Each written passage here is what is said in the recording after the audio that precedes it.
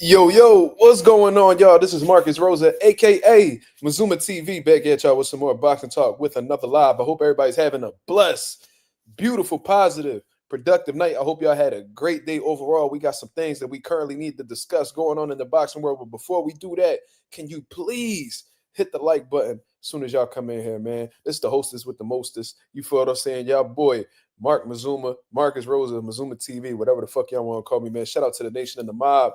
We well on our way to that 2,400 mark, man. We push it slowly but surely, man. We definitely getting there, man. Getting it from the muscle, no handouts, no big sponsors, not being on, not leeching off of other niggas' channels, just genuinely growing off of the boxing talk. You feel what I'm saying? And that's why I got one of the best support systems, in the motherfucking YouTube boxing scene. You feel what I'm saying? Because they fuck with me for me. You feel what I'm saying? I ain't gotta hop on no other niggas' channels to get any type of clout and get my numbers up. It's Mazuma TV, baby. You feel what I'm saying? Shout out to everybody that's in the building, man. Shout out to the boy Thomas Wright. He says Mazuma Mob for life. Absolutely, my brother. Shout out to the boy Thomas Wright. Been a big supporter ever since he decided to join the nation. You feel what I'm saying? Coffee plant, what up? He said on the come up. Ain't no doubt. You feel what I'm saying? Definitely ain't no doubt. Uh Nirguana? Nirgana. Sue's up. Asa Harry here. I don't know what the hell you just said, my brother, but I'm gonna take that as you saluting me. So we gonna embrace you, my brother. I don't know what language you speaking. If you could clarify what language you speaking, then we could get you right. But salute to the boy Nurgunna. You feel what I'm saying? Whatever his name is. You feel what I'm saying? Hopefully I'm saying it right. Salute, man. We got some things that we need to discuss. We're gonna talk about Caleb playing Edgar Berlanga beef continuing. You know what I'm saying? They've been going back and forth on the socials. Jaron, Ennis, and Vergil Ortiz in talks, according to sources. And we're going to get into some open topics. You feel what I'm saying? Shout out to everybody that's in the building so far. Hit the like button. Let's get the algorithm on the up so that people know that Mazuma TV is fucking live. You feel what I'm saying? Let me check the likes. Let me make sure everything is correct before I step. Let me make sure everything is correct before I step. Absolutely. We got 5 likes with we got 6 likes with 6 people in the building, man. Salute. He said, I could tell Mark struggled to make a title. Why you say that? I didn't actually. But why you say that? But to answer your other question, how your day been? It was cool, bro. You know what I'm saying? I had my son, you know what I mean? I dropped him off a little later on, a little earlier. You know what I mean? Around like 4 o'clock, I dropped him off. Uh, did a little bit of shopping for the crib, you know what I'm saying? Just, trying to keep up trying to stay up on the decor, make sure the house looking nice and all that. When it got some good eats, you feel what I'm saying? It was just kicking it with my fam. You see what I'm saying? It was a good relaxing day for sure. I got some cleaning done around the crib too. The floor is looking nice and shiny right now. You feel what I'm saying? I did the laundry, put the clothes away, and I'm right here chopping it up with y'all, man. You feel what I'm saying? But it was a good day overall, man. Coffee plant, what up? Good eats. Nah, we was at like a Chinese buffet and that shit had a lot of good shit, man. It was good eats. It was good eats for sure. But cheesesteak, that's funny. We was plotting on the cheesesteak, but we ain't followed through with it. You know what I'm saying? Next time for sure. I might eat a cheesesteak on the live next time. You feel what I'm saying? Just to stud up on these niggas. You feel me? Do I have my own laundry? Yeah. You treat me like a washer and dryer? Yeah. I got my own laundry room, bro. That's one of the rooms in the crib. Big ass washer, big ass dryer. He said boxing dry right now, but hey, it be like that sometimes, bro. Especially as a content creator, you got your highs, you got your lows. You feel what I'm saying? So even when it's important as a content creator to keep pushing forward, even when there's low moments. You feel what I'm saying? So we talking about it. There ain't no big announcements yet. Besides Morel and Benavides and shit like that. Tank and Roach got pushed back to March. So it's a little bit of a dry spell right now, but eventually we gonna have some good shit in the works, man. I think 2025 gonna be a really good year for boxing for sure. Let me see. He said, "Bro, I need one. Tired of going to the public doing it. They be looking at shit like, watch out. You could get like little portable washers and dryers though. You feel what I'm saying? They because they if you know how to use them, they come in pretty clutch too. You feel what I'm saying? Look into that. Like on Amazon, they got like portable washers and dryers, bro. They're around. But yeah, when I had my first apartment, I ain't had my washer and dryer. We had a laundry. We had like our own private like laundry man, like a block away. That shit was annoying, bro. I ain't gonna lie to you. So I'm grateful that I could just do my washing and drying in my own crib. You feel me? How do you train people as a trainer? Like, what's your style? Do you like defense? Oh, I do it all, brother. Like we well rounded. Philadelphia boxing. We teach a little bit of everything: slickness, inside fighting, outside fighting. Counter punching. Me, in all honesty, I like to teach my guys a little bit of everything. Not all of my fighters fight the same. I got small pressure fighters. I got tall athletic fighters. I got powerful punches. I got slick out, bro. I got every style. You know what I'm saying, in my gym. And the way I go about it is I teach them how to be well rounded, how to punch going forward, how to punch going backwards, how to move to your right, move to your left. I show them different types of defense, high guard defense, slipping shots, stepping off of the line, rolling underneath shots, smothering. I teach them everything. You feel what I'm saying? Yeah, I got a heavyweight. I do got a heavyweight. He only got one fight though. He just won his fight yesterday. My boy Pierre Connor. But he do like Muay Thai and other shit like that. He just doing boxing like on some side quest shit. But yeah, I got a heavyweight. He real green though. He not that experienced in comparison to my other guys. Do you train the box? Nah, but I did see some shit like they're gonna have a charity event for colon cancer and shit like that. And considering I got ulcerative colitis, that's something that I might look into. I might actually train and get ready for a little charity event. You feel what I'm saying? That's probably what I'm gonna start doing. To like stay in shape. I sign up for like charity boxing matches and shit like that. What's my favorite style? It's a good question, Tay. I like boxer punchers, bro. So like, that's probably the reason why Mikey Garcia, one of my favorite fighters ever. That's probably why, Tito Trinidad is my favorite fighter ever. James Toney. Um, I like guys who, have that intelligence, but also, could pack a punch and got killer instinct. You feel what I'm saying? So, that's why I fuck with Gerald McClellan. You know what I mean? Shout out to him. He was a fucking animal. Tommy Hearns, Sugar Ray Leonard. They had that intelligence where they could outbox a motherfucker, they could outthink you, but they also got that punching power that could really put your lights out at any given moment. You feel what I'm saying?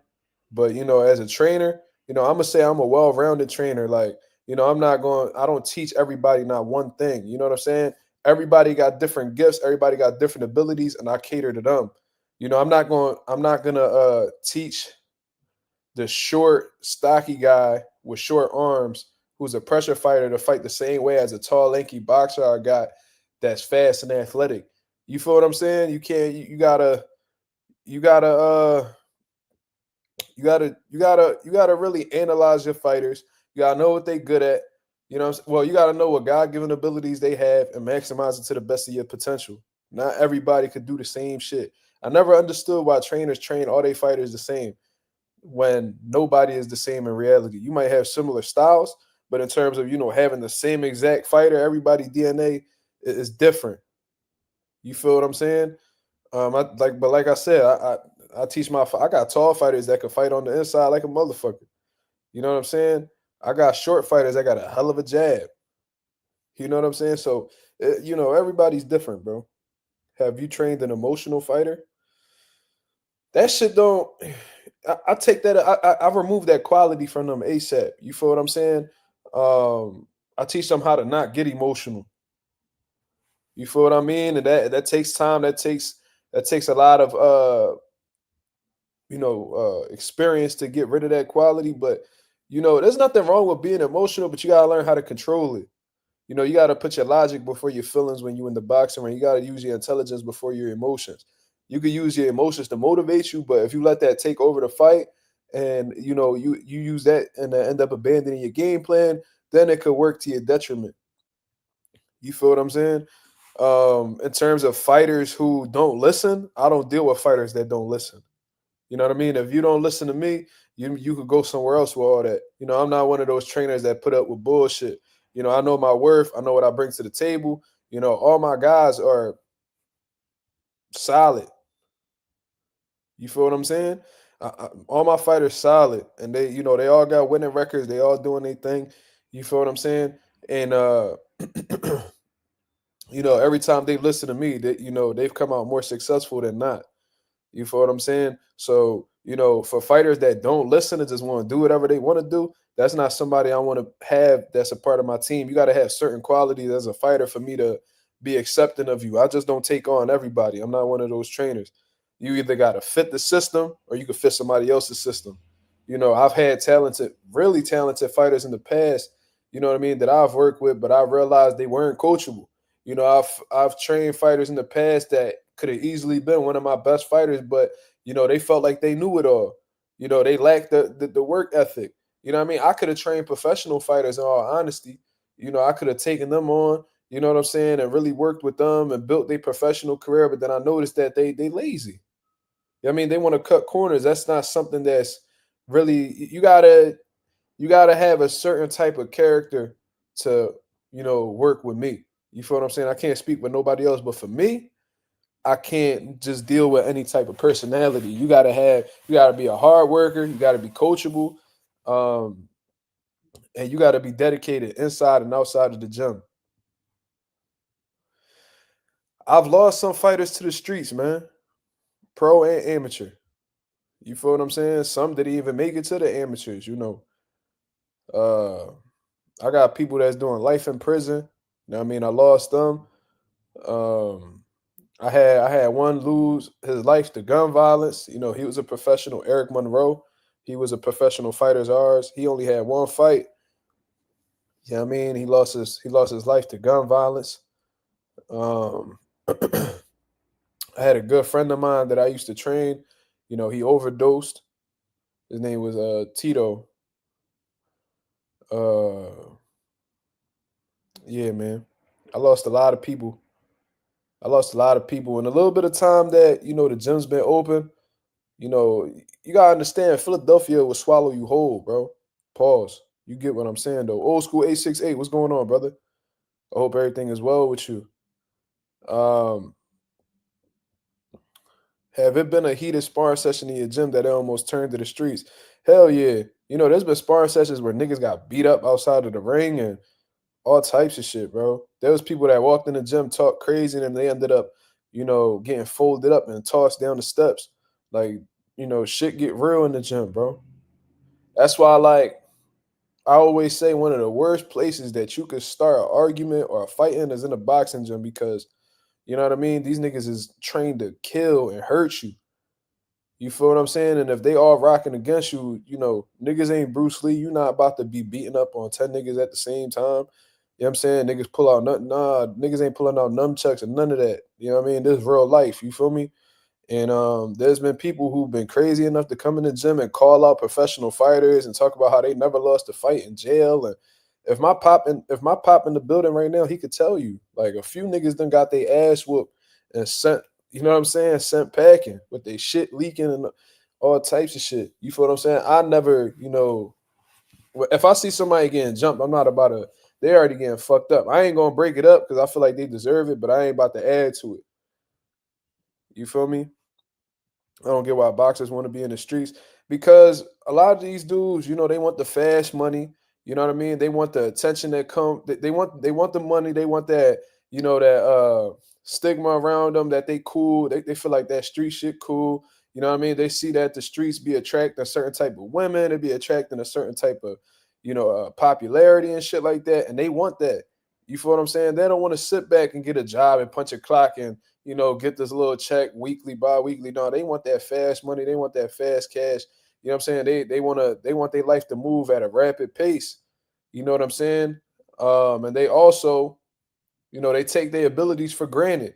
A lot of these dudes, Philly is filled with so many talented dudes that should have been world champion in reality, but a lot of these dudes, they take their talent for granted, bro.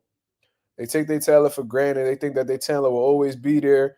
You know what I'm saying? And by the time they look up, you know what I mean, their ability's gone. They're in they late 30s, early 40s, still thinking they have it. Then they come into the ring and then, they no longer themselves. And then, they end up, regretting, wasting their early years.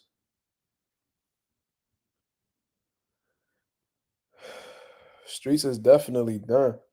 The streets don't love you, man. The sooner people realize that, the quicker motherfuckers get up out of the streets. You know what I'm saying? But yeah, man, unfortunately, I lost a lot of fighters to the streets, man. From a legal standpoint, from them passing away, uh, overdosing, gun violence. Uh, it's sad, bro. A few fighters of mine, even fighters that wasn't even from my gym that, I was cool with, you know what I'm saying? Passed away to gun violence and, you know, sad, bro. Was I in the streets growing up? No, I wasn't. My mom ain't play that shit, and my dad, you know what I'm saying, he kept me busy. I grew up in a real dangerous neighborhood. I grew up in the most poorest neighborhood in Philadelphia. You feel what I'm saying? Um, the poverty rate, in my section of Philadelphia is higher than just about any other poverty rate in Philadelphia to this day. Um, uh, but my mom made sure I kept my face in them books. Always did my homework. She wouldn't even let me be outside after a certain time. She wouldn't even let me stay over anybody's house. And, I didn't understand at the time. But now that I'm a parent, I see exactly where she was coming from. I always thought she was too hard on me and too strict. But, this shit a cold world, bro. You see what I'm saying? My father, he wasn't my disciplinarian. You know what I'm saying? But I knew he didn't play that shit neither. I knew that for a fact.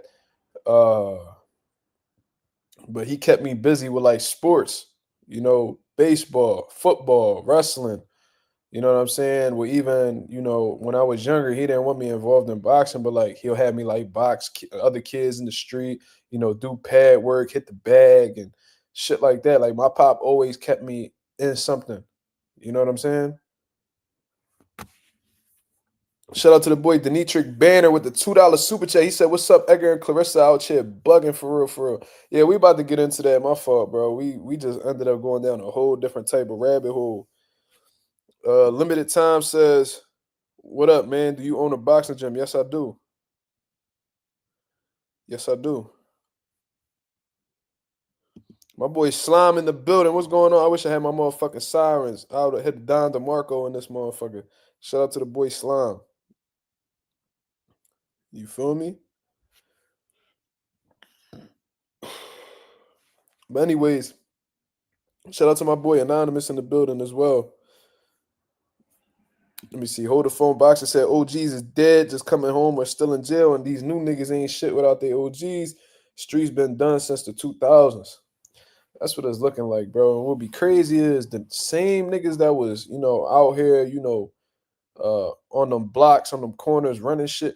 Bro, these niggas is in their 50s, still doing the same shit. It's like, bro, you was selling whatever you was selling allegedly, in your early 20s, what I mean, your late teenage years.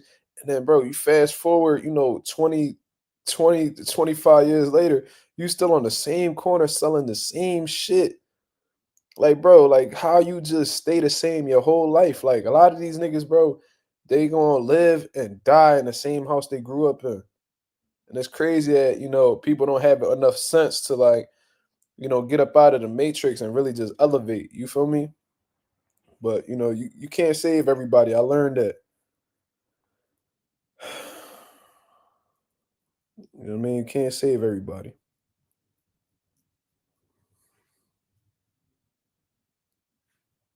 You know what I'm saying? But let's get into this boxing talk, man. Let's hit the like button. We got 18 people in the building. We more than warmed up right now. We got the motherfucking people in the building. Like I said, we about to hit that 2,400 mark. Let me see exactly where we at. Shit, we need 9 more subscribers. We get 9 more subscribers. We at that 2,400 mark. Let's go, people. Let's go, champ. But let's get into what's been going on, man. The beef is still continuing between Caleb Plant and Edgar Berlanga, man. And I'm gonna say shout out to Caleb Plant. And I'm gonna tell you guys why. He's keeping the people focused. You feel what I'm saying? He's keeping the people focused, and this is what I mean. And he's keeping Edgar Berlanga focused low key. Ever since Edgar Berlanga lost to Canelo Alvarez, he's been trying so hard to get people to celebrate him for his efforts. He lost every round, he got knocked down, he got punished, he got dominated, but he feels like because he did not get knocked out, he deserves some type of participation award. You feel what I'm saying? He wants Puerto Rico to embrace him when Puerto Rico's like, bro, you didn't do anything for us to embrace you. It's like you want to be given respect when you haven't really earned it. You feel what I'm saying? Like you out here just looking for, participation awards. You want a pat on the back for losing. Like that's not how this shit work over here. You feel what I'm saying? And Edgar Berlanga, he's been running around, on his little delusional tour, whatever the hell you want to call it. And Caleb Plant is calling it like it is. He's like, yo, why does he want to be celebrated so bad? Like we don't look to be celebrated after losing. We be embarrassed after losing. It's like, yo, you okay with being a loser? And this is what I had said, off of the rip. And Edgar Berlanga was talking about like how Puerto Rico got his back, and he went to Puerto Rico and they did a little celebration for him. I was like, bro, you was cool with some people. Them niggas had bikes and scooters, and they rode around the block with you, bro. Why you making it seem like the whole country just did a whole fucking parade for you? Like they did that for Martin Bacoli. They didn't do that for you, cuz. You know what I'm saying? Like niggas don't rock with you all like that. But you know what I mean? He all of a sudden he wants to be the face of Puerto Rico. You know what I'm saying? Was never flaunting Puerto Rico this heavy. You know what I mean? He was always repping Bushwick and Brooklyn and all that shit. And that's cool. You know what I'm saying? If you want to rep that, you rep that. That's your prerogative. But you was never, and you always used to carry your PR flags. I remember that because you fought in Philly a couple times. But you was never like this big Mr. Puerto Rico ass nigga. You know what I'm saying? Until you went up against Canelo Alvarez. Then you wanted to flex to how you was such a diehard Puerto Rican and how you got the island behind you. Hold up, brother. Hold up, brother. You know what I'm saying? Like, you used to let it be known you was Puerto Rican, but you wasn't out here, you know what I'm saying, beating your chest on some Tito Trinidad shit, you know what I mean, with your motherfucking, that straw hat. You know what I'm saying? You wasn't out here like that now. You know what I'm saying? You used to have New York niggas packing up your ticket sales, not Puerto Ricans. You know what I'm saying? So, but anyways, Caleb Plant been keeping this man focused and keeping this man in reality as he should. He's bringing the reality to Edgar Berlanga. Edgar Berlanga don't like that. So, Caleb Plant has been calling out Edgar Berlanga for a fight even before the Canelo fight had happened, but now he's really stepping on the gas, considering the fact that neither one of these guys have an opponent right now, right? So let's get into this little exchange right here that, Caleb Plant uh went into with Edgar Berlanga. You feel what I'm saying? It seemed like Edgar Berlanga had posted his DMs with Caleb Plant and shit like that. And Caleb Plant been direct messaging him, just letting him know that he want the motherfucking smoke. And Edgar Berlanga says, I'm not afraid of nobody, nigga. I come from nothing where niggas get shot every day. Crackhead dope up on my doorstep. What? Nigga, he said, you talking to someone who don't give a Caleb Plant said, you talking to someone who don't give a fuck about none of that shit. No one cares where you're from. And then he wrote, you know where I'm from, Brooklyn Bushwick. And he said, and don't give a fuck where you're from. He said, you from the burbs. You keep saying I'm not mentioning your name. Like if I'm scared of some shit, I'll die in that ring. You got your gun, I got mine, and we gonna see who shoot better. I'm fucking grab you by your I'll fucking grab you by your throat and rip your fucking Adam's apple out and make you swallow it. Who believed this nigga? Who believed him? What are you talking about? And Caleb Plant was keeping it short and sweet, and he said exactly what he needed to say. Bro, I don't give a fuck about none of that. You keep talking about where you from, what you experienced. Well, you had crack at your doorstep. Bro, what the fuck that got to do with us rumbling?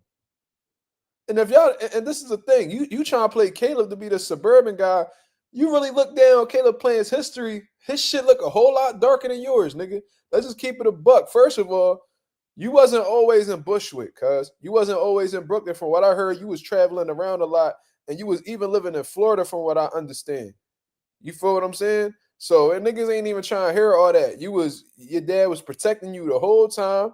You know what I'm saying? These niggas got you the right fights. You know what I'm saying? Like, you ain't really go through nothing, cuz. You ain't go through nothing. Look at Caleb Plant upbringing. You know what I'm saying? Look at his upbringing and what he been through, bro. It's been constant pain. It's been constant. You know what I'm saying? And that's why Caleb Plant don't give a fuck about none of that shit because you over here trying to give these sob stories about what you've been through. Bro, you talking to Caleb Plant. This nigga lost his daughter before he was even a world champion, bro. He lost his daughter because his daughter was going through health problems, bro. I got a 1-year-old son. I can only imagine that man pain. You feel what I'm saying? He lost his daughter. He had to take her off life support and watch her die, nigga. Like, what is you talking about? You know what I'm saying? You ain't never been through no shit like that. And you a father. You know what I'm saying? You ain't never felt no pain like that. This man, mother and father had a real toxic relationship. I could relate to that. I seen that shit with my own eyes, but they shit was even darker. He said his dad was an alcoholic, an angry dude. His mother had mental health issues. She got gunned down by police, bro. He got gunned down by police, nigga. Caleb Plant lived in a trailer home, from what I understand, out in Tennessee. He done been through it all, cuz. You think because he white, he automatically privileged? There's white people that go through this shit just like the minorities do. Caleb Plant, one of them. And that's why he resonate with us so much, because although he not black or brown or whatever the case is, he been through some of the same shit that we've been through. And he's one of very few white people who have not experienced privilege early on in their life. You feel what I'm saying? So when you over here trying to talk this tough shit, Caleb don't give a fuck about that, bro. This nigga done seen death in his he done had death in his face multiple times, bro. He done experienced pain way beyond measure. That shit that you talking about, bro, that shit don't phase him. You feel what I'm saying? So like what the fuck is you even talking about, bro? So that's why, like, Edgar Berlanga, you talking about this nigga, like he think he in a fucking fantasy land, like a cartoon or something. I'll grip you by your throat and rip out your Adam's apple and make you swallow it. Like, nigga, shut the fuck up, nigga. Like, what is you like? What you just read comic books all day, nigga? You just using your imagination, threatening niggas. Like, this shit just sound fictional, cuz. And this is another thing, and this is why I say Caleb Plant be keeping Edgar Berlanga focused. Edgar Berlanga, ever since he's lost to Canelo Alvarez, has been clout chasing like a motherfucker, bro. This dude started off his clout chasing tour was saying that he wanted to fight Daniel Dubois after he knocked out Anthony Joshua. It was a big fight. Edgar Berlanga wanted some attention. He go clout chase Daniel Dubois. Daniel Dubois don't even answer the nigga. Like, he's a fucking clown. Why would we listen to him? Then he talks about fighting Gervonta Davis. He said that he'll get himself to 150 pounds. You fucking idiot. Gervonta Davis couldn't make 150 pounds if he fucking tried. You feel what I'm saying? They be talking about that Gervonta Davis be walking around 138 and he fight at 135. What the fuck are you talking about?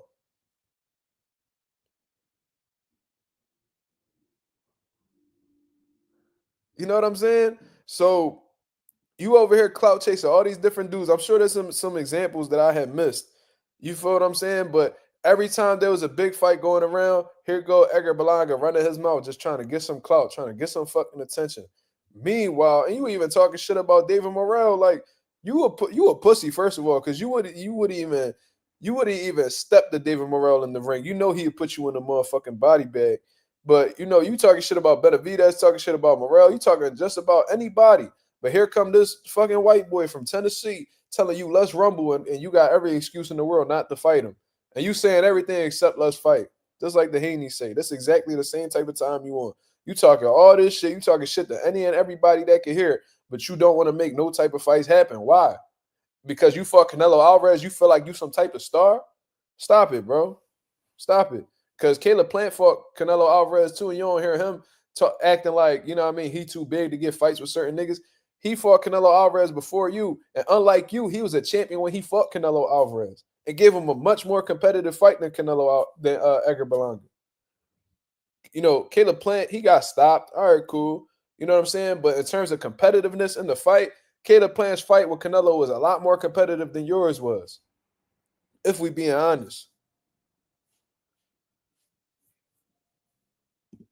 This is a fact, Anonymous. Edgar literally ducked Morrell when Edgar was #1 in the WBA. He backed off of the Morrell fight. I remember specifically that Edgar Berlanga was going around talking about that he was Canelo's mandatory in the WBA. You fucking idiot. He was a WBA super champion. WBA super champions do not have mandatories. You were the mandatory for the WBA regular title at super middleweight. And who had the WBA regular title at super middleweight at the time? David Morrell. Once you figured that out and you put the motherfucking math together in your head and you realize the math wasn't mathing, then you back the fuck up and act like all of a sudden, you know what I mean, that statement that you had, it just disappeared. I mean, you just ignored, you no longer continue to push that because in reality, you didn't want that fucking smoke. Just keep it a buck, Edgar. You were blessed enough to skip the line and get cherry picked by somebody who no longer wants to fight elite level competition. You just happen to be at the right place at the right time. Do not get this misconstrued and make it seem like you some type of star because in reality, you were never a star. You know what I'm saying? You never traveled around and sold out arenas like Gervonta and Canelo and all these other top guys have. You literally will fight in New York and they will keep your ass in New York. You feel what I'm saying? But if you were a true star, you will sell wherever you go. You feel what I'm saying? You was never one of those. When has Edgar Berlanga headlined a pay-per-view that did not include Canelo Alvarez? I'll sit here and wait for y'all to come up for the explanation. Come on, show me the facts. Edgar Berlanga was at the right place at the right time. He was a cherry waiting to be picked. Canelo Alvarez was like, oh, I ain't about to fight these tough niggas. Let me go ahead and pick this cherry right here because I know he easy work. You were at the right place at the right time. Salute to you for that. Because you really finessed the bag. You feel me? You finessed the bag. You got a nice little check, but don't take this situation and act like you about to flex on niggas. Because it's like, come on, dog. You not a hot commodity, dog. Like, if you was to go ahead and take your next fight against a regular random dude, it's not going to be pay-per-view. And, most likely it's going to be at the small theater. It's going to be at, the Hulu Theater at Madison Square Garden because you can't even sell out the main, the main section of MSG if we keeping it real.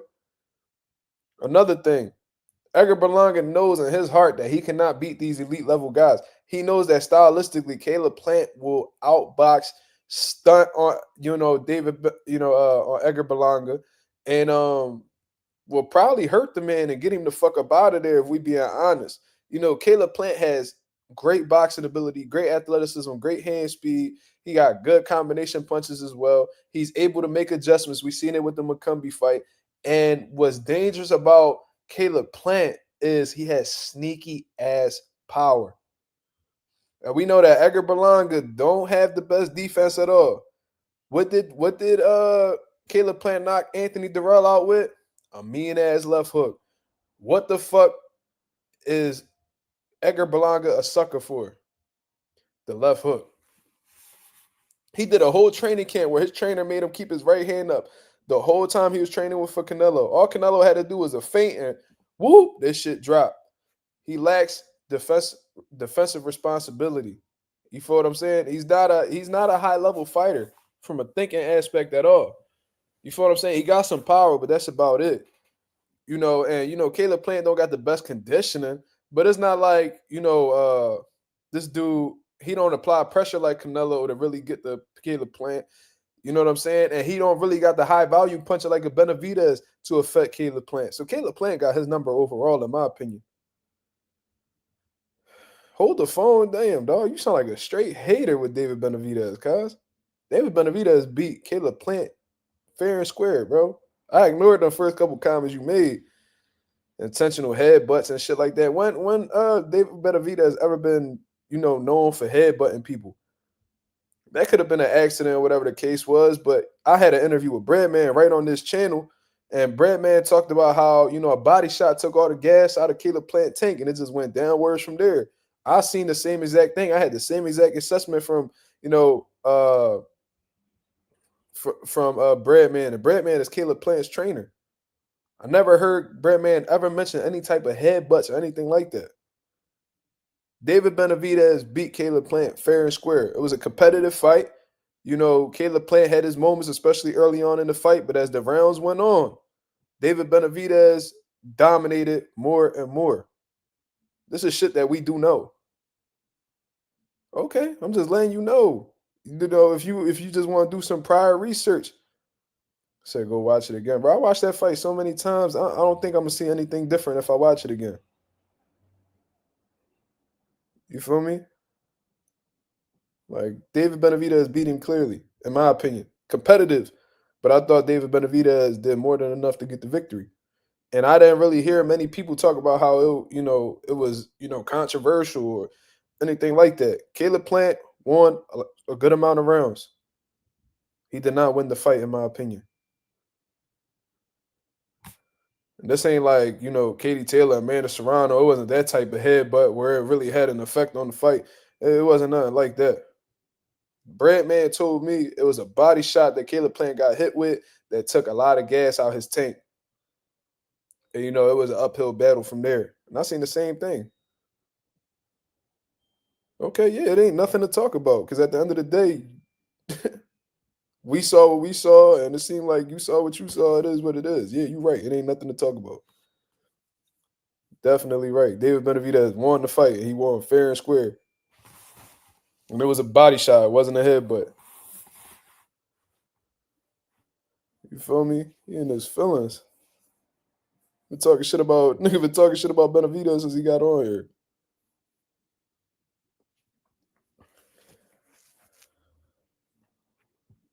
If we gonna complain about headbutts, why don't we complain about Plant's holding? Yeah, Plant held on. That was the only reason why he didn't get stopped.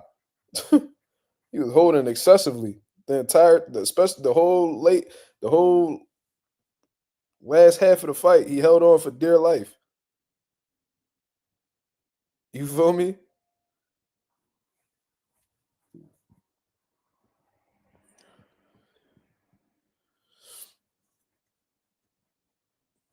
Hey, what happened? What y'all laughing for? Damn, he drunk. Nah, man, let these people talk, man. They ain't gotta agree with me all the time. But Caleb Plant was holding on for dear life. That was the only reason why he didn't get stopped, bro. And for real, he took more punishment from Benavidez than he did with Canelo.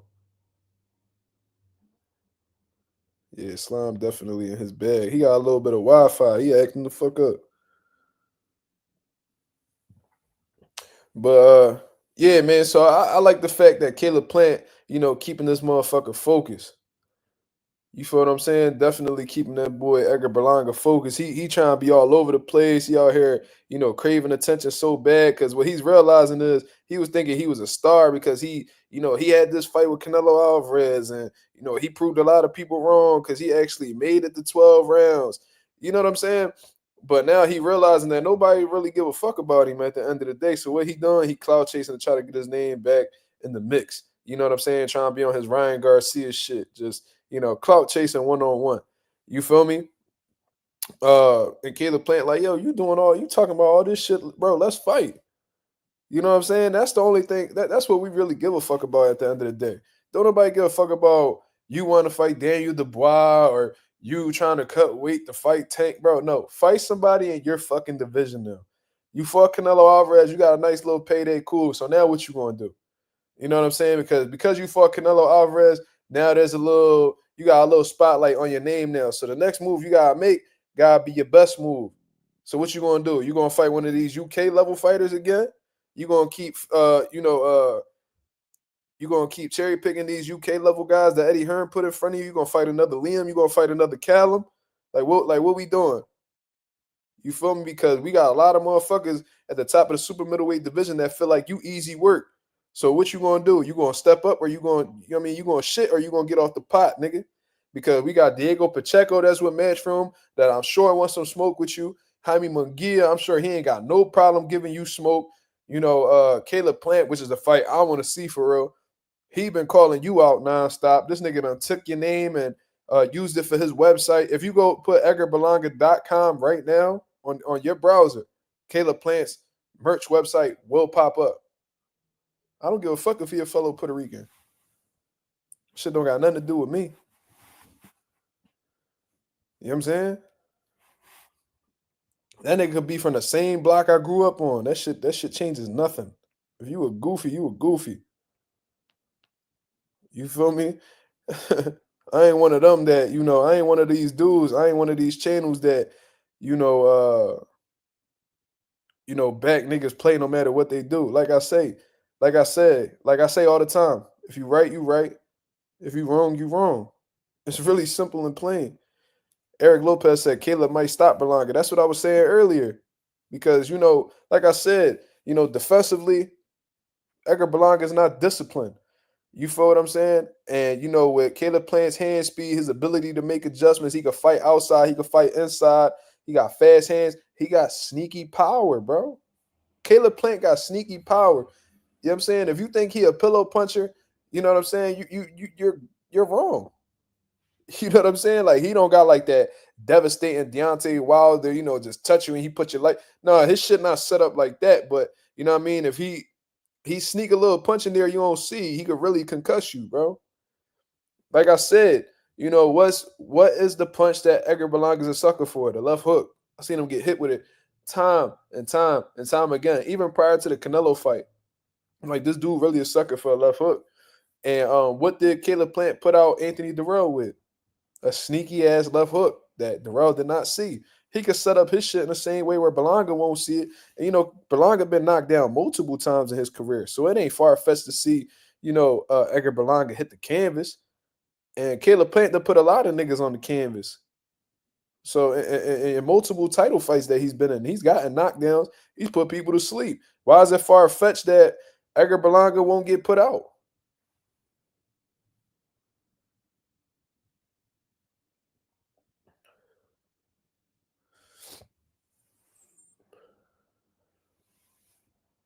He said Caleb got Philly in him. I ain't gonna say all that. He come from great schooling. You know what I'm saying? Like he's a well trained boxer. You know what I mean? Intelligent fighter. And I understand what you mean because Breadman trained him and Breadman from Philly. So he got some Philly influence. You know what I'm saying? But he's tough, bro. I fuck with Caleb Plant. I like how the way he conducts him. I like his character, bro. He a dog. You know what I'm saying?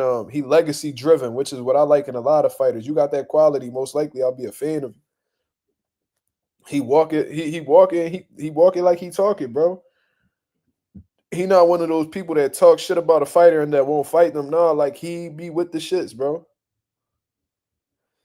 The kid sports. Am I Muslim? No, I am not. I do get asked that a lot though, but I am not.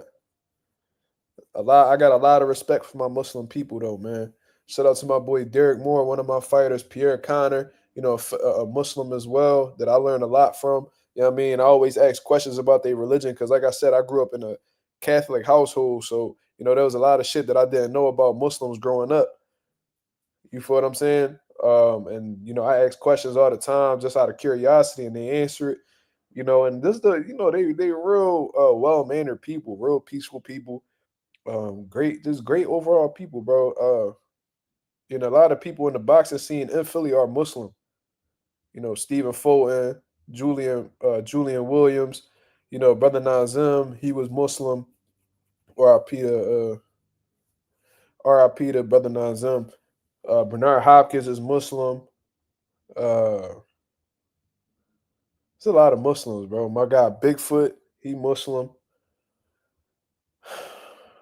I just remember whenever Ramadan come around, there'll be a bunch of fight.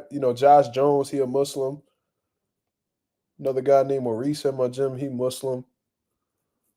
I just know when Ramadan come around, there'll be a bunch of fighters fasting, bro, and they be training like they ain't got nothing going on. Come to Germantown Mosque, inshallah, brother. Hey, man. I don't think I'm ready for that type of conversation yet, but if it ever comes to a point in life where I'm considering converting or something like that, I'll definitely take you up on that offer. Yeah, Javante Davis converted to Islam. Devin Haney, Abdullah Mason is a Muslim. Uh, who else? Mike Tyson. Um, there's a lot of boxers that's Muslim. Stephen Fulton. I don't know if I mentioned him. Stephen Fulton. It's a bunch of them, bro. He said, "I would love to see you convert." What does that mean? Danny Garcia is not Muslim. Danny Garcia is not Muslim.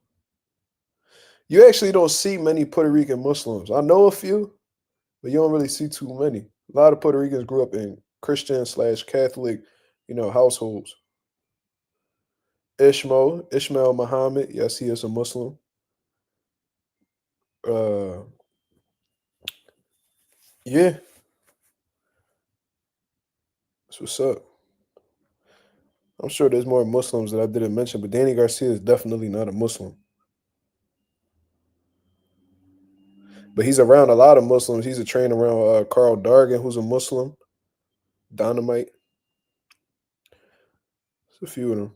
Shakur Muslim. I never heard of that. I never heard of Shakur being Muslim.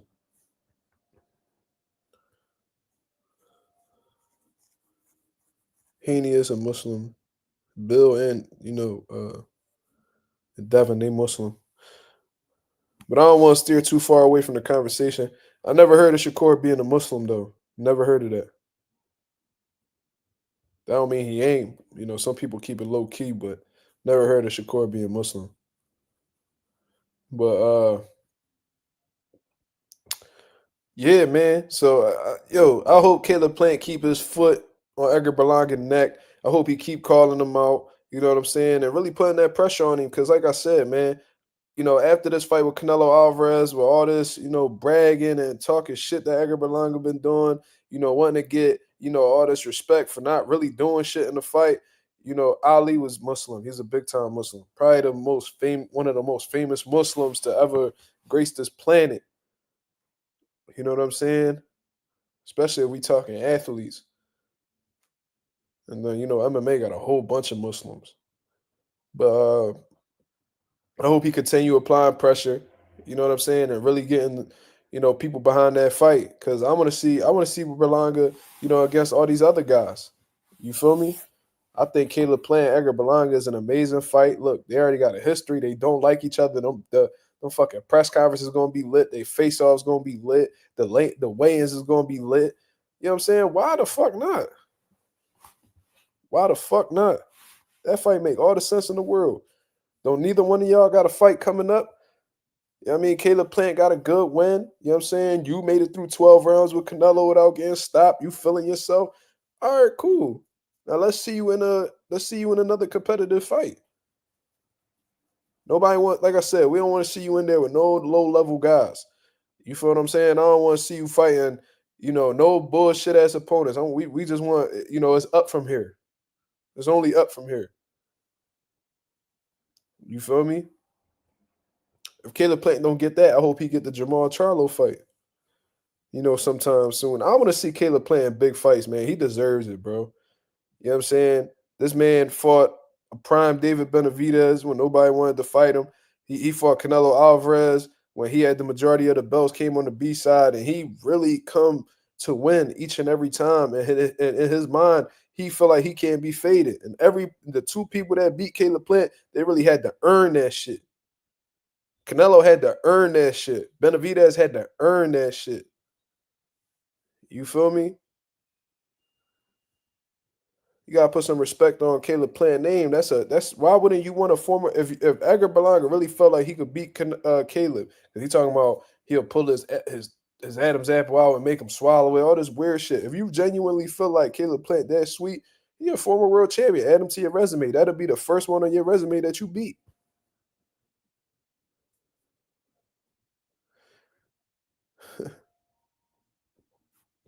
A Singh says, "You think Morrell could beat Benavidez?" Hell yeah, Morrell is extremely dangerous.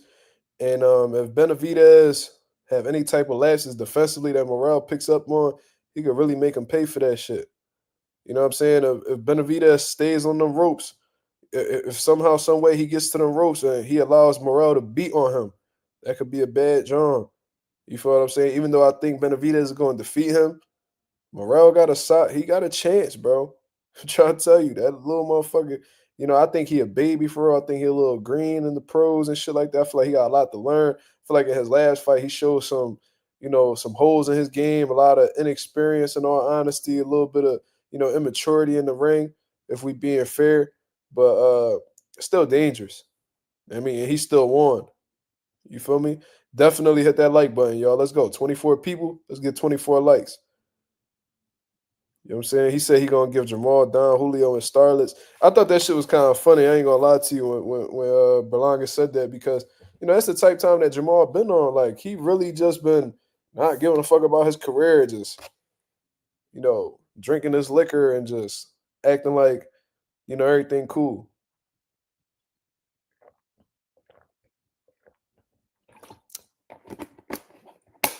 You know what I'm saying? 2,400 soon, absolutely. And then we gonna hit that 2,500 mark too. Yep, probably before the end of the year. Well, I ain't gonna put that much pressure on me, but yeah, man, anything's possible. If I get one viral video, that could give me 100 subscribers in one night.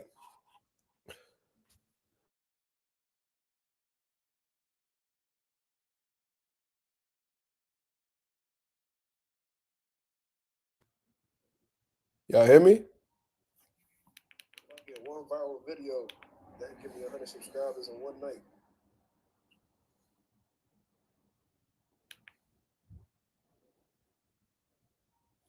Can y'all hear me? Y'all hear me? Oh, all right. Shit froze a little bit. My fault, y'all. You seen what happened when Jamal ran into a fighter who talked on the internet? I seen what happened. I seen Caleb Plant slap the dog shit out of him. I seen that. I seen him and his brother talking shit to Jared Hurd, and Jared Hurd slapped one of them. I forgot which one it was. I don't know if it was Jamel or Jamal. I seen David Benavidez push Jamal at a fight, and nothing happened. Oh, you talking about J Rock? Man, nobody give a fuck about that shit, bro. How many years ago that was, bro? Y'all niggas still bragging about y'all niggas sound like Tank. You know what I'm saying? Nigga fought Pedraza. That's his best win. Niggas always keep talking about that Pedraza win, bro. That shit was almost a decade ago. How long y'all niggas gonna be bragging about that shit? Come on, dog. Like, don't nobody care about that shit no more. J Rock, he not even a relevant fighter right now. If we talking champions, he got to earn that spot if he can ever get back there. Niggas don't care about J Rock no more. Let me not say that. I ain't gonna say that, 'cause I fuck with J Rock. What I'm saying is, niggas still bragging about old work. That shit old work, bro. And on some real shit, niggas talking shit about J Rock and shit. He actually came back and did something that Jamal never did before, and that was become unified champion. Come on, man. Stop it. Bragging about old work, that's corny. I say this shit all the time. It's like that one nigga who, back at, mind you, this nigga like my age, 26, he bragging about what he did in high school. He fucked the baddest bitch when he was a senior. Bro, that was 8 years ago, bro. You still bragging about bitches you hit in high school? Nigga, you about to be 30. That's how niggas sound, corny as shit. A good performance lasts forever, but boxing is what have you done for me lately. So you can have a good performance, and yeah, it's in the books, it's gonna last forever. But if you still active and you bragging about shit from 8 years ago, it really show that you not really doing shit right now. Exactly. What you did now is the question. Exactly. We don't brag about old work, nigga. We constantly improving, and we constantly, like Floyd not gonna sit back, when he was active, he not gonna talk about the Arturo Gotti win all the fucking time. He done had stellar performances years after that. Like, we not gonna sit back and keep, bragging about the Gennaro Hernandez win. He done beat Cotto, he done beat De La Hoya, he done beat Hatton, he done beat Chop Chop Corley, he done beat some real niggas after that, where he don't gotta brag about work that he did early on in his career. He could talk about what he did at the end of his career.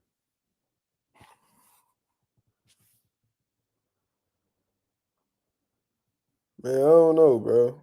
I don't really know what to say about that, Tom. I don't know. I can't answer why niggas take the approaches they take.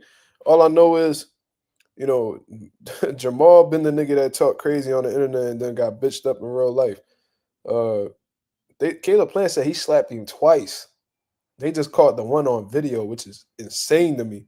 So he got the dog shit slapped out of me twice, and he didn't do nothing neither time. That's crazy. Like I said, I see Benavidez push Jamal at a John after he was talking shit about Benavidez. And he was so scared to fight Benavidez, bro. Oh, you gotta get a COVID vaccine before you fight me. Nigga, what? This nigga so pussy, he turned into the CDC. Niggas start becoming fucking yeah, this nigga became the disease control center or some shit like that. Niggas turn into full on doctors. I swear to God, I could pull that shit up right now. This nigga Jamal Charlo told Benavidez, if you want to fight me, you need to get your vaccine. And Benavidez went and got the fucking vaccine, bro. Right hand to God. This nigga went and got his vaccine and still ain't get the fight. That nigga Jamal's a clown, bro. I seen niggas press him in real life. He talk about, oh, I'm not a matchmaker, bro. He'll talk shit about all these different niggas. Andre pressed him at a press conference to the point where Jamel had to run to his defense. He was like, oh, I ain't a matchmaker, bro. Daniel Jacobs was like, ooh, I caught you at the perfect time. He's like, oh, this nigga looked like he wanted to go through the wall and shit. He looked like he wanted to melt into the sheetrock. Niggas don't be wanting no trouble, bro. Jamal is only tough in the ring. Them Charlo brothers, bro, they only tough in the ring. They do all the yelling, they'll cause a scene. That's all the defense mechanism because they don't really want no problems outside the ring. I'm trying to tell y'all. When have they ever popped off on niggas outside the ring? They'll grab a fan's phone and shit like that. But I'm talking about like really getting physical with other niggas. When they ever did that? No, these niggas just yell, they talk shit, and then they fight in the ring. That's it. These niggas don't do nothing. Adrian Broner told that nigga Jamel, like cool the fuck out, bro. Like you ain't on the type time that I'm on. And Jamel got real quiet. Like these niggas, like them Lions only niggas, bro. They pussy. I'm telling you. If Canelo ain't tell you guys that Jamel pussy, I don't know what do. Yeah, bro. This nigga Jamal said the most disgusting comment about Daniel Jacobs. Y'all know Daniel Jacobs survived cancer, right? Y'all could go on, and it's an old Fight Hype interview. Jamal Charlo told Fight Hype that Daniel Jacobs will be fighting a whole different type of cancer if he was to fight him, bro. Disgusting, bro. Disgusting. He lucky Jacobs ain't smacked the shit out of him for that. Because on some real shit, that would have been enough to get me, in my bag where it's like, I don't even want to fight this nigga. I want to put hands on him. But Jamal, Jacobs ran into him, stunned on him. He said, nigga, I'm making M's, nigga. I'm really making M's. You ain't even touch an M yet. He said, you keep talking, so like, what we doing? And then his mans had to like back him up. Niggas always coming to these Charlo niggas' aids, bro. They pussy, bro. Trying to tell y'all niggas something good. Now, am I saying that I'll beat the Charlos in the fight? No, I'm not saying that. But what I'm saying is they bitches. So they really want, like, places that I wouldn't mind taking it, they won't take it there. You feel me? If a nigga call you out and you talking about you not a matchmaker, I smell pussy. But then they'll tell you at the same time that they their own bosses. Well, you got, man, I'm my own boss, nigga. Then when niggas want to make a fight, I'm not a matchmaker, bro. Man, shut your bitch ass up. Bro, I watched that shit a million times. That's why I remember it. Shit, all facts. I remember that shit like it was yesterday. Charlos done got exposed so many times. It's crazy. Jamel talk more. You know what I'm saying? But he pussy. Jamal, he don't say as much, but he be trying to play tough. He pussy. They both the same niggas.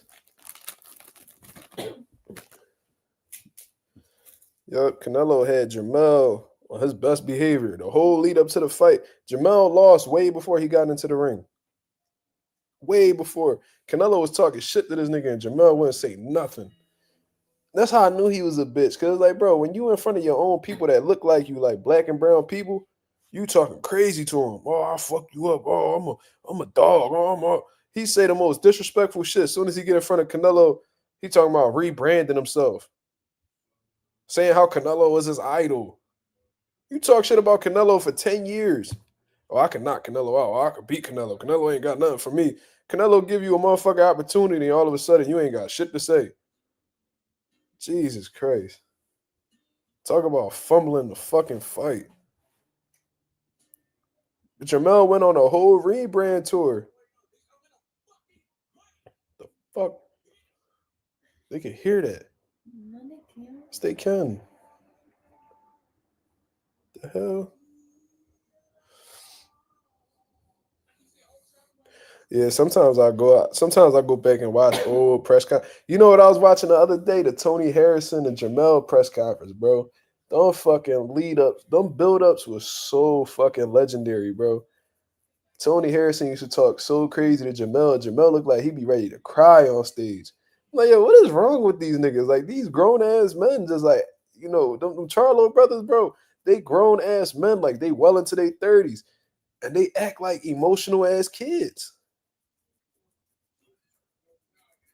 Like, what the fuck? Like these Jamel looked like he was ready to cry on stage. And when he was talking on the mic, he was talking shit to Tony Harrison. He was like, "This line's only forever." Like the nigga was losing his voice, like a tear's about to drop down his eye and shit.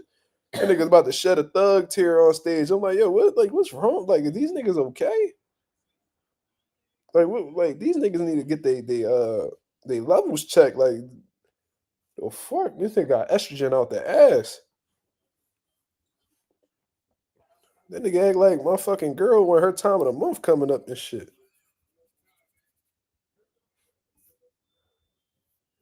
He said, I'm a warrior. I'm a warrior. Line's only forever. Like, get this nigga a tissue. God damn.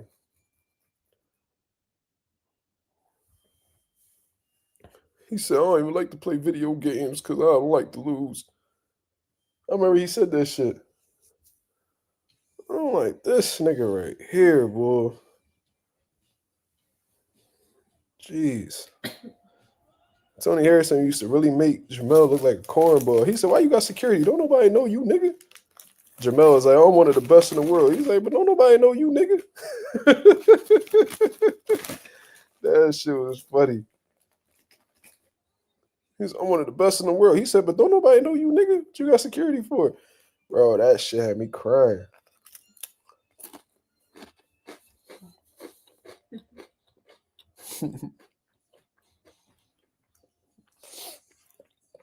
Well, we spoke about the Caleb playing Edgar Berlanga shit. Let's get into this little shit, man. I ain't gonna speak too much on it. I'm gonna keep it short and sweet. It's been a few reports that's been out here, confirmed by Golden Boy representatives. I believe Eric Gomez. He says that Jaron, Ennis, and Vergil Ortiz are in preliminary talks right now for a fight in February under the Riyadh season card. Now, this is something that we had heard before from Eddie Hearn. Right after the Jaron, Ennis, and Karen part 2. You see what I'm saying? So this isn't necessarily a surprise, but we can't really put too much stock into this information. You know what I'm saying? Because if we really keeping it honest, William Cepeda and Shakur Stevenson looked like they was having preliminary talks. You know what I mean, for a fight in Saudi Arabia as well on that February card. And all of a sudden, this nigga William Cepeda done tore his clitoris. You know what I'm saying? So because he tore his clitoris, he's not gonna be able to compete. Terrence. Not Terrence. Tevin Farmer done warmed his ass up a little bit, and he's scared to come outside now. So he tore his vagina. So he's not going to be able to compete, in February. He's going to have to wait, for another fight date, to really be ready for Shakur Stevenson. His clitoris a little sore right now. You know what I'm saying? So he don't really want them problems right now. You feel what I'm saying? So, we can't put too much talk. We can't put too much word. We can't put too much stock into, these words that's coming out. Dan Raphael, posted it and shit like that. So we just gonna have to wait and see. But preliminary talks is just what it is. It's like the talk before the actual talk. You feel what I'm saying? It's like there's not even an offer set in place, anything like that. You feel what I'm saying? I guess they just having conversations to see exactly where if their interests align. They weighing their options. That's how it's seen. You feel what I mean? So let's not put too much stock into this people. I see people on social media acting like the fight's already official. Don't get y'all hopes up, man. I tell y'all all the time, as boxing fans, we cannot get our hopes up. If the fight is not signed, if these motherfuckers is not at a press conference promoting a fight, do not believe that shit. Boxing fans, to avoid disappointment, y'all have to see it to believe it. Let me tell y'all again. To avoid disappointment, y'all have to see it to believe it. We don't see no fucking posters put up by their promoters. If we don't see no press conferences being made, nigga, if you don't see them at a weigh-in, don't believe that shit. You feel me? It's really that simple. Because we told a whole bunch of shit. We told a whole bunch of different reports, and it's very rare that these rumors come out to be true. You know what I'm saying? So that's all I really got to say about that. You know, keep that shit short and sweet. I mean, we are an hour in right now. Shout out to the 27 people that's in the building right now. If y'all can hit the like button as soon as y'all come in, that'll be very much appreciated. I peeped the guy hold the phone. Got the fuck off the phone after Slime hit him with the wrench. That boy hold the phone. He hung that bitch up. Look at Edgar's story. Man, I hope it ain't nothing. I mean, I know it's gonna be something dumb. Let me see. Let's see what I don't even follow him. Let's see what he talking about. That's actually kind of funny.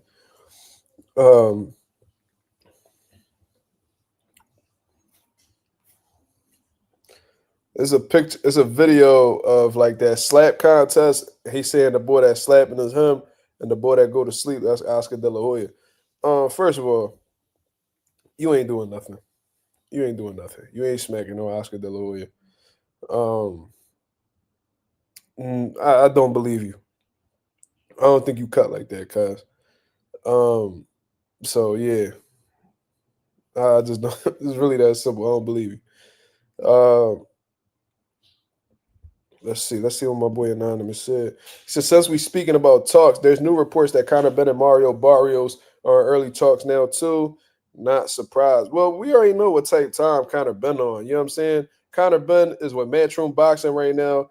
You know, he has a welterweight champion that's with Matchroom Boxing right now. But we all know that Conor Ben don't really want that type of smoke, you know what I mean, with elite level opposition to his weight class. You feel what I'm saying? He would rather pump himself up with drugs and move up 2 weight classes to, you know, fight Chris Eubank. And for what I understand, these guys were in talks to possibly running it, you know, fighting, you know, following through with the fight. You feel what I mean? And I expressed my concerns with it. You know, I even threw a little shot at Eubank. Like, why would you give this dude another opportunity to face you when he's clearly shown that he will cheat to have some sort of advantage against you? Why would you give that man another opportunity? You know, you lucky he got caught with PEDs in his system before y'all stepped in the ring, because that could have been a very detrimental thing that happened to you in your career. You feel what I'm saying? So, you know, I don't think that's going to happen. But if he end up fighting Mario Barrios, I wouldn't be surprised. You know, Mario Barrios isn't the, you know, the strongest link at welterweight. You feel what I'm saying? Conor Ben knows that. He knows who the strongest link is in his division. And it happens to be somebody that's within his promotional stable. But like I said, we all know that Conor Ben don't want them trouble. He don't want them problems, bro. He struggled with Pete Dobson, bro. Jalil Hackett had a more clear, you know, dominant victory over, you know, Pete Dobson than Conor Ben did. All of a sudden, he get popped off them peds. You know, he popped positive for performance enhancement drugs, and all of a sudden, he can't get a knockout to save his life.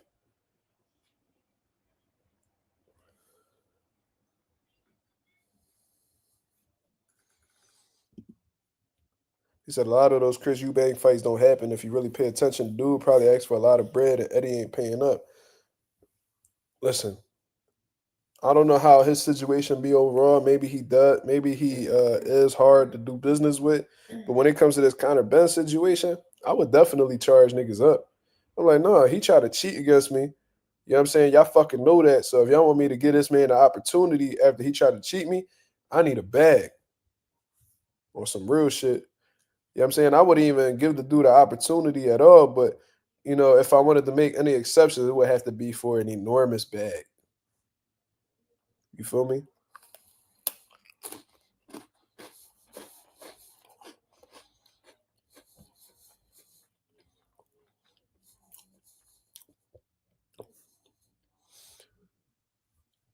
Thomas Ray. So do I think he's clean? If you're referring to Connor Ben, I mean, I don't know. You know, when you test positive for PEDs, you know, that stain is really big on your jacket and it just makes you question everything. Like, how will we ever know, you know, how will we know? Let's say he has a sensational performance his next bout. Who's to say that it wasn't because of PEDs? What if he found a way to get around the drug testing now? Like, this is why it's very important to just not take them, because once you get caught up in them, it's gonna, you know, have an effect for your entire career. The only people that know if Connor clean is himself and God. You feel me? But I do find it funny that after he tests positive, the knockouts not coming how they used to. Because when he did out Jerry Dirty and he was knocking out all these dudes, he looked like he was on a different level. You feel me? And you know, all of a sudden he looked vulnerable now. Like the skill's still there, he still got some speed, but his punches don't look like they got the same intentions how they used to prior to failing the drug test. Is that a coincidence? I don't know.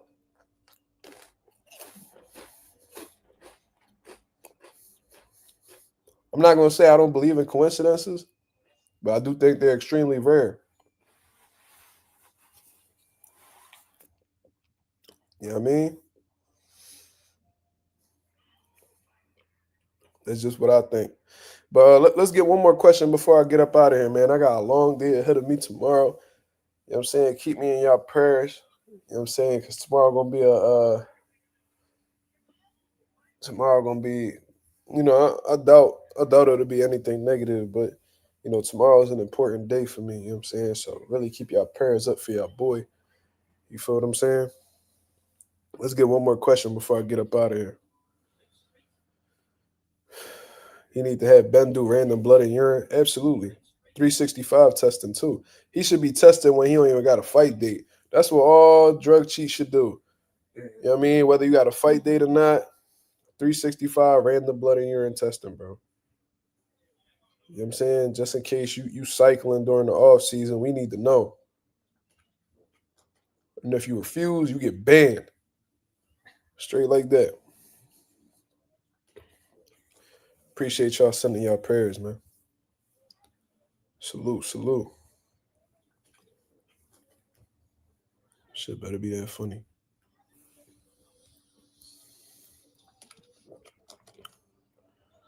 Oh shit. That was rude.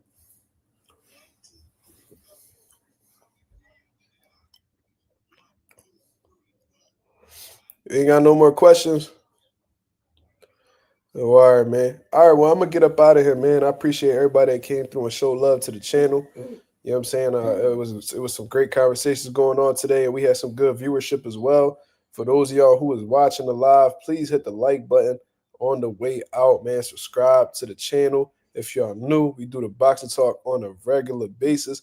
Be on the lookout for a video tomorrow. I'll be on live tomorrow night as well. You know what I'm saying? But until then, this is Mazuma TV. Thank you very much for tuning in. I'm out of here, man. Peace.